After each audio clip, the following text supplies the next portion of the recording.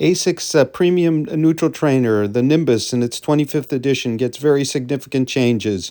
It gets a single density midsole of Flight Foam Blast Plus Eco on a much broader platform to provide its stability. It also gets a wonderful stretch knit upper that I find super comfortable. We're going to get into all the details, fit, ride, and especially comparisons to the Nimbus 24, the Superblast, the Glide Ride 3, and the Novablast. So please stay tuned.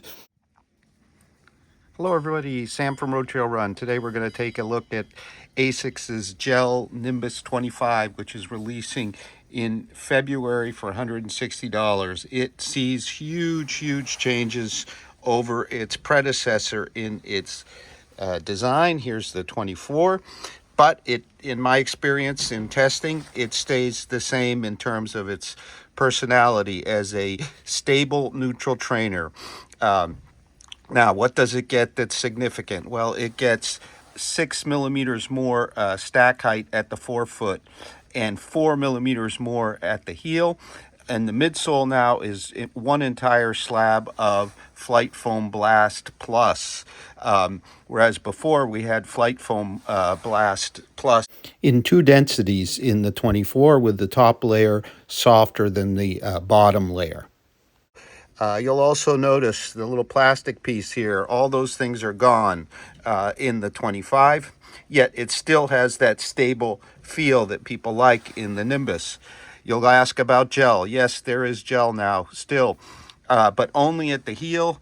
It's a new what's called pure gel, which is softer and lighter, and it sure feels it on the run. Other things of note: there's no gel in the forefoot, which was really only a small disc. You'll also note the geometry underfoot is broad, very broad here. Look at that heel. So that's how you're getting your stability, along with that pad you can see there on the medial side. There's also a flaring, if you will, of the midsole up front. You can see it's sort of asymmetrical, and you can really feel that. It's really neat. Now, in terms of the upper, it is a spectacular knit upper here. Stretchy, a bit stretchy, very soft, much softer, I think, in feel than the 24s. And it has really nice bolsters at the heel here. Look how thick they are, and that's important in a knit upper. Often you see these top where it kind of wraps all around, and then there's shaky hold. Well, we still have the ASICS clutch at the heel, but it is a much more luxurious feeling one. So you're super well held at the heel. You can see it's a stiffish heel counter, but not ridiculously stiff.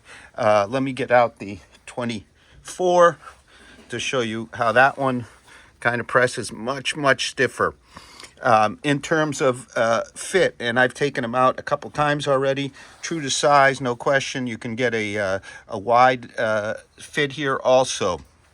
The laces seem to work quite well, but a bit thin, and the tongue is a bit, this very stretchy tongue. I won't pull it all the way up, but very stretchy light tongue is a bit thin, but that's really the only comment. Now, as far as the upper itself, you can see we have the ASICS logo, but we also have the tiger logo, I'd call it. We also have these 3D raised knitting, which helps provide the support. We do have a gusset, it's a gusset tongue given the construction here. There's a very nifty stretchy pull tab at the rear, which is appreciated. Not totally necessary, they're pretty easy to put on. Now this is my wife's US 9. Women's 9, the 8 in a women's will be 9 ounces, 255 grams. I've gotten mine dirty, but here's my US 8.5 men's, which weighs, let's see here, 10.15 ounces. 288 grams. So the weight remains unchanged despite the broader platform, considerably broader platform, and that 6 millimeters more at the forefoot of Flight Foam Blast Plus, and 4 millimeters more at the heel. So the Flight Foam Blast, all you can see here, compare our platforms, were considerably wider. I'm going to measure them and tell you exactly. So we keep the same weight. In terms of sustainability, big effort here on the part of ASICS in this shoe. Up to 75% of the upper is recycled materials. The Flight Foam Blast Plus is called Flight Foam Blast Plus Eco. It has at least 20% bio-based materials from renewable sources. So there's a strong commitment, as ASICS has been having, to a more sustainable approach. I also think, given this white color, there'll be 11 other colors I'm hearing, that less water is used in dyeing, because that dyeing and coloring, and that's a huge energy, carbon use, and water use that I think they've reduced here. So the outsole is ASICS grip with a softer compound at the front. Should prove very durable. You know, I worry a little bit about there's not much profiling here of the outsole, and I found it not the grippiest on some of our kind of snowy, wet conditions we've been having. I'd like to see a bit more profiling there, but it's still a fine outsole, and it should prove really durable. In terms of the geometry, this is a rocker kind of base shoe, whereas our 24 was a flex base shoe, and I'll show you the flex later. So how did ASICS pull that off? Well, we'll see that on the run quite well, I think, in most respects. We also go from a 10 millimeter drop to an 8 millimeter drop in all the men's and the women's. So in terms of stack height, this is a big 41.5 heel, 33.5 a forefoot in the men's, and the women's shown here, it's 1 millimeter less. So this is max cushion. We're above 40 millimeters at the heel, but ASICS has two others that are in that category. The Glide Ride over here, over 40 millimeters, and the Superblast. So they're really heading over into the max category. I'm going to compare to ASICS other kind of trainers of the moment, the Superblast, the Novablast, and the Glide Ride 3, to try to help you sort out how they all fit in the ASICS lineup. There are significant differences, even though there are a lot of similarities. So the Nimbus 25 at long last really gets a complete makeover. Yes, it's still a stable neutral trainer. It has it's more the inherent flavor, because we don't have the truss stick anymore as we had before. We have a broader platform, and you can see the truss stick plastic plate gone now, the dual density gone.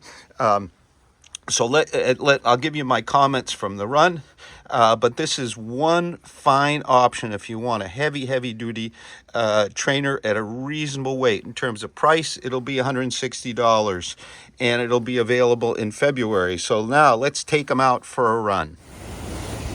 Today's soundtrack, the ocean here along the coast. Kind of a wet, damp day near freezing, not quite. There's some sprinkles of snow. So let's talk about the fit of our Nimbus 25. This knit upper is fantastic. A true to size fit for me. Yep, they're available in wide. I found that the stretch knit tongue here, which is really very soft and thin, had a bit of bite if I placed them too tight, but there's no need for that. We've got the ASICS logo, and a little hard to see, but there's also 3D raised knit at the midfoot. Plus we have the gusset tongue, plus we have that broader platform under the midfoot that holds you real well. One thing that's really exceptional so far for me is the heel hold here. ASICS known for their clutch, and the older Nimbus sure had a bunch of it over the years. It's gotten a bit more mellow here. They achieved the same with total comfort. Those big thick bolsters that are always kind of needed when you have a knit upper, they don't skimp on those. So you can see the collar padding isn't just a little top kind of strip. It extends all the way down to about where my thumb is there on both sides. It's really plush, relatively soft. You can see it's almost like a memory foam kind of stuff. really, really comfortable. So we've got a really good, solid hold that's super, super comfortable. Plenty of toe box room here for me, and I think even moderately wide feet. You may need to, if you're super wide, go to their wide version. The knit is very, very soft, surprisingly supportive. It almost looks like an engineered mesh more in kind of texture. You can see it's quite dense, but with lots of ventilation. Really, really fine upper here. Just luxurious, solid comfort, support, and hold. Cruising along, a little bit about the ride.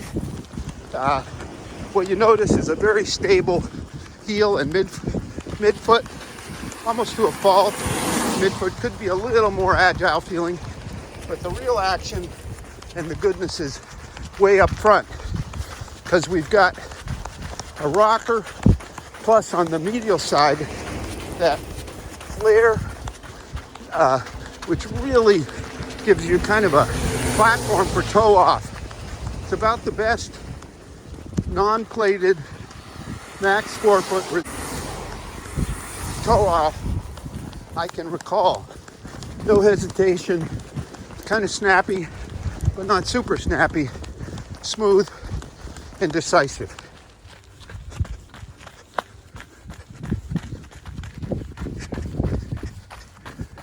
Okay, let's talk about the ride of our GEL-Nimbus 25, and then I will have some pros and cons, quick conclusions, and then comparisons. So stay tuned to those. We're going to compare to the 24, GEL-Nimbus 24, Novablast 3, Superblast, and the Glide Ride 3, all of ASICS basic all-around trainers. So the ride, very consistent feel to the Flight Foam Blast Eco Foam here from heel to toe.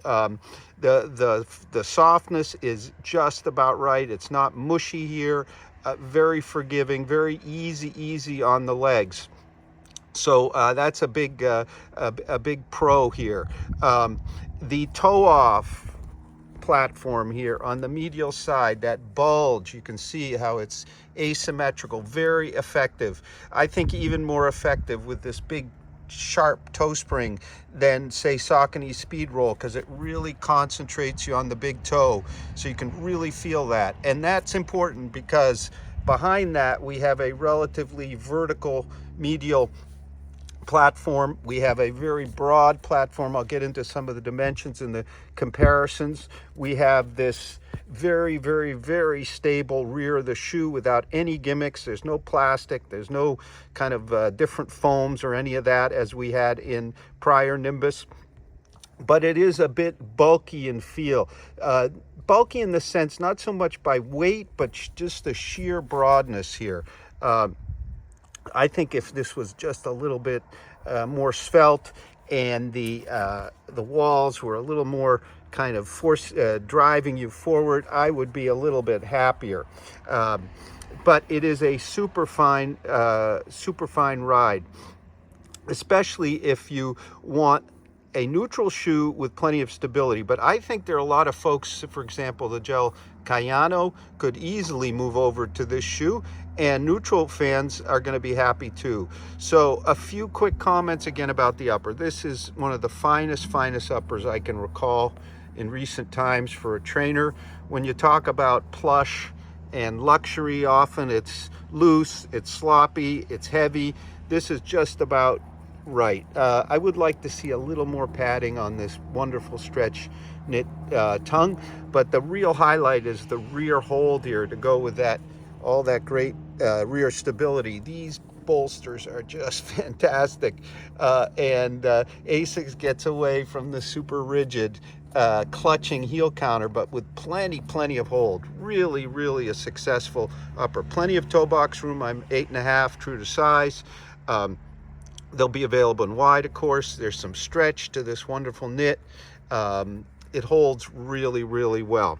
And real strong kudos to ASICS here on the sustainability. Over 70% of the upper is recycled materials, and over 20% of the midsole is bio-based and from renewable sources. So what's it for? Well, it is definitely a daily trainer if you want a more heavily cushioned, because After all, we're way up there in cushion with 41.5 at the heel and 33.5 at the forefoot. So that's 6 millimeters more than the 24 at the forefoot, 4 at the heel. So this is a max cushion shoe now, the Nimbus, a much more modern one. In terms of weight, at 10.3 ounces, it's up there a little bit, 292 grams. I'd love to see it be a bit lighter.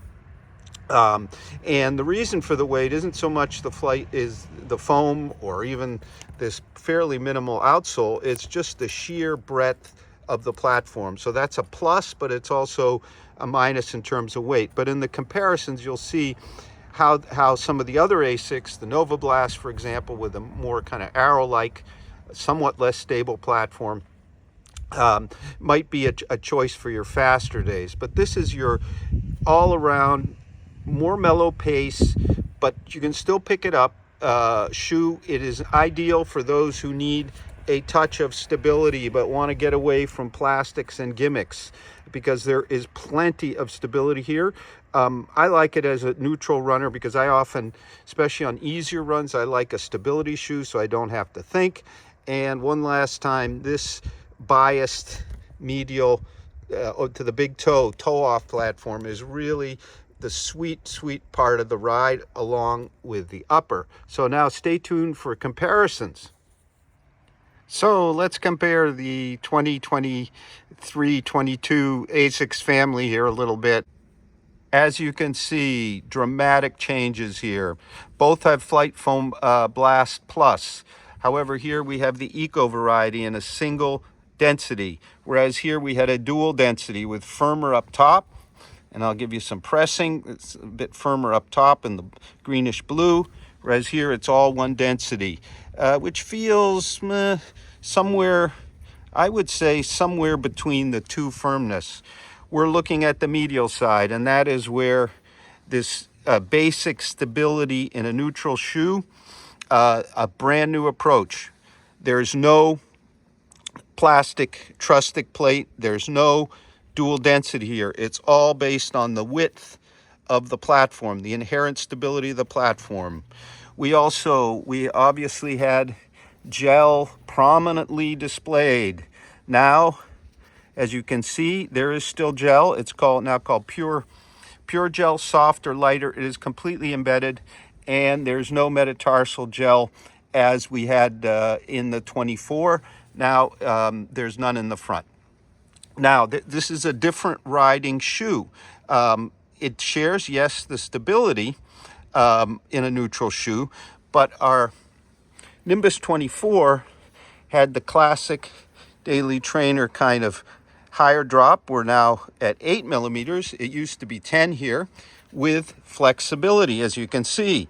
So you have the stable rear, flexible front, whereas here we rely on the broad platform for the stability. We have, after 3 runs, they're showing more flexibility than what you see here. This is a rocker-based shoe. You can see the rubber helping that. But we do have that very nifty toe drop-off spring here, which allows you to roll off the front very easily, whereas over here, you relied on the flexibility. So it is a pretty significant change in ride. I would say that they're yet more stable, really, for me. More consistent feeling, all because it's all of a piece, whereas here you had lots of things going on between the gel, the plate, the dual density, but it is clearly not as traditional.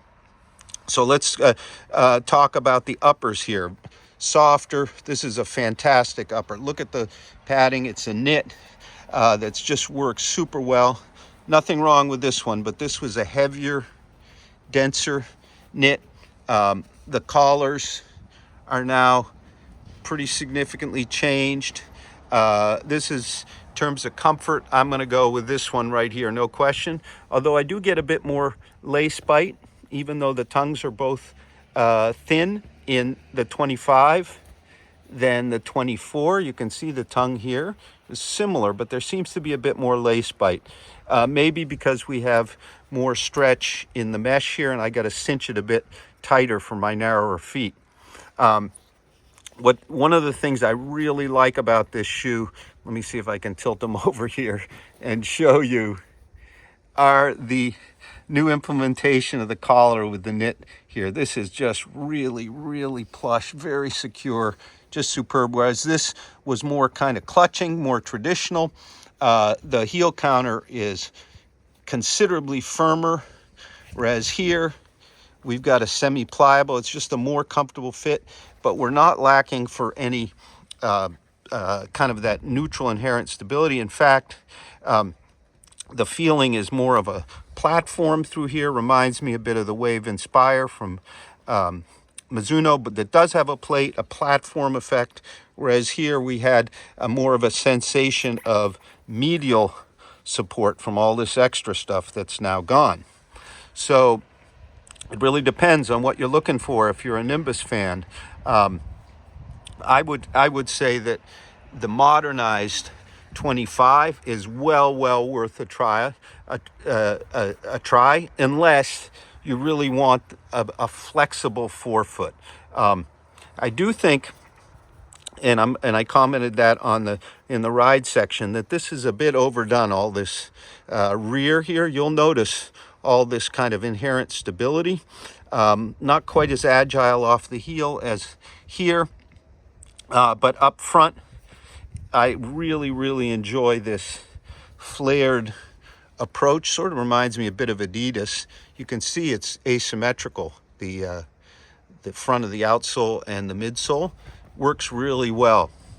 Go from left to right here. First, let's compare our Nimbus 25 to the Superblast. Well, the Superblast has yet more stack height at 45 and a half to 37 and a half, still 8 millimeter drop, yet it is 1.6 ounces lighter because it has all flight foam turbo foam. So it checks in very light at about 8.43 ounces. So it's the lightest of all the ASICS trainers here. They're all US 8.5.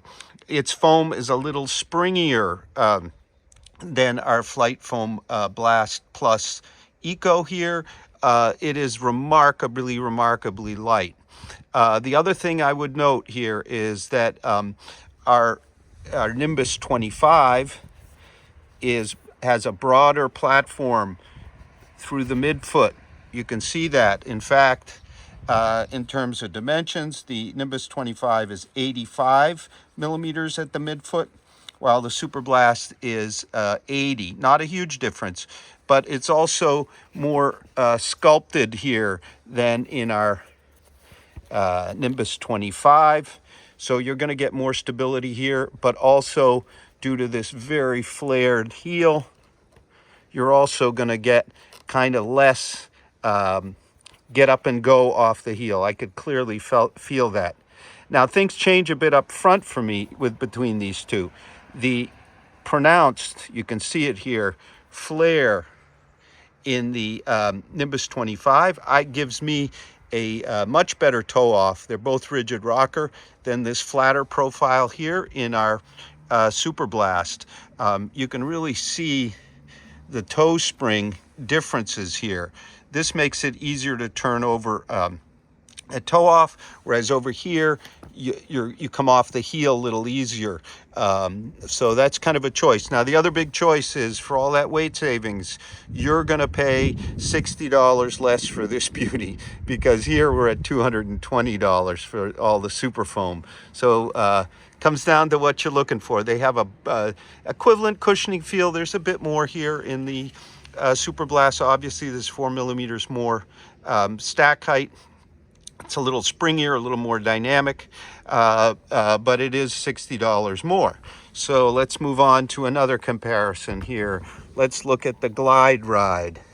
Now this is also a very interesting comparison. The Glide Ride is 9.35 ounces versus our 10.13 here. And actually the Glide Ride has a bit more stack at 42 at the heel, 37 millimeters at the forefoot. So how did they do that? Well, one way they did it, of course, is The geometry, again, in comparing these two in terms of the geometry, the Glide Ride is a narrower platform on the ground than our Nimbus 25. In fact, the Glide Ride is 80 millimeters at the heel, whereas we're a big 94 here. And then we move to the midfoot, we're 75 millimeters for the Glide Ride, and for our Nimbus 25, we're 85. And then up front, the Nimbus 25 has 5 millimeters more width the platform there. And of course, there's also, as we saw in the Superblast, we have a clearly more kind of bulbous heel in the Nimbus, again, speaking to its stability. However, our Glide Ride is in the guide sole kind of family for ASICS. There's actually a hardened foam plate in the front. It really is quite stable, almost as equally as stable for me. And what the guide sole does is keeps your ankle from flexing up and your toes from flexing down. So there's definitely a much more pronounced rocker sensation at any pace here in the Glide Ride than in the Nimbus 25. I'll comment on the uppers. Nothing wrong with this upper here, but in comparison, it is kind of dated. This is a more comfortable upper, even though there's nothing wrong with our Glide Ride's upper. So let's move on to the Novablast. Also, oh yes, I forgot to mention, over here we have a thin layer of softer Flight Foam Blast Plus, and below we have Flight Foam Propel. About equal cushioning for me, maybe a little more kind of bouncier here. Geometry plus the combination of the Propel, which is not particularly firm, and this is really quite soft, this top layer.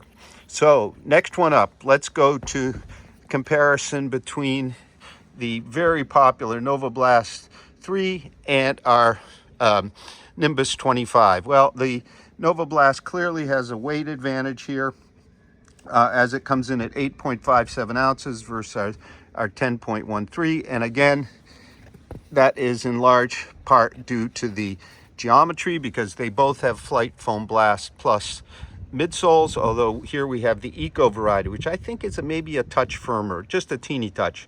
But here you can clearly see, and I'll flip it around, how much broader the platform here is. Again, speaking to that basic inherent stability in a neutral shoe in the Nimbus. And so in terms of the platform widths here at the heel, again, our Nimbus 25 is 94. Our Novablast 3 is 10 millimeters narrower. At the midfoot, it is also 10 millimeters narrower. And then up front, it is the same. So you've got a more streamlined, kind of quicker, faster moving ride here. There's no question about it.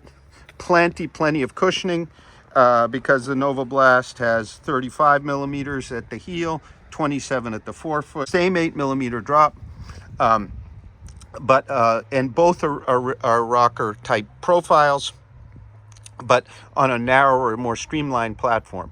But again, as I mentioned with our Superblast, this flaring really gives you and the toe spring here, the more pronounced, quicker toe spring here, it's a longer one, really gives you a nice final drop in. Whereas here, it's quite a toe spring. It's a longer, kind of more rolling motion. Again, the stability through here, and then they give you the drop in at the final part. The Novablast 3 is not as stable. It's plenty good. It's your quicker kind of moving shoe in the comparison.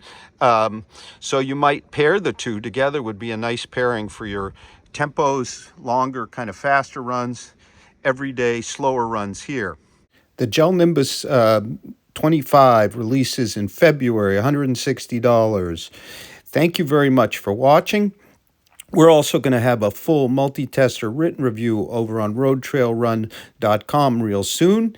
Have a great run.